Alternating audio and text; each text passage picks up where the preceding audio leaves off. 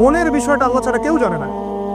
আপনি দেখতে পারেন সমাজে অনেকে দাড়ি টুপি পাগড়ি জুব্বা সব লাগিয়ে ঘুরছে, তো বিশ্বাস করেন তাদের মনটা এমনও হতে পারে যে জানোয়ারের চেয়েও কুৎসিত, এমনও হতে পারে।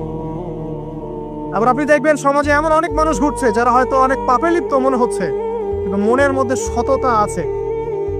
আর যার মনের মধ্যে সততা আছে, আল্লাহ বা কোনো না কোনো দিন ইনশাআল্লাহ তাকে হেদায়েত দিবে। এটা আমরা আমাদের অভিজ্ঞতা থেকেও দেখেছি। এমন অনেক মানুষকে আমরা দেখেছি যে ড্রাগ অ্যাডিক্টেড ছিল, মিউজিক করেছে, হারাম সম্পর্কের মধ্যে ছিল, নামাজ ঠিক মতো পড়ে নাই, কিন্তু যখনই আল্লাহর কথা আলোচনা হতো দেখতাম সে খুবই শান্তভাবে মন থেকে কথা শুনছে। কথা শুনতে শুনতে শুনতে একদিন মাশাআল্লাহ এখন দেখবেন যে চিল্লা দিয়ে বেড়াচ্ছে বিভিন্ন বসে। আল্লাহ হেদায়েত দিয়েছে, সব ছেড়ে দিয়েছে। এরকম মানুষের অভাব নাই কিন্তু সমাজে। তো এখানে আল্লাহ পাকের রহমত বা দয়ার একটা উজ্জ্বল দৃষ্টান্ত দেখতে পারবেন। ঠিক এরকম আরো একটা ঘটনা আছে বনু ইসরাইলের।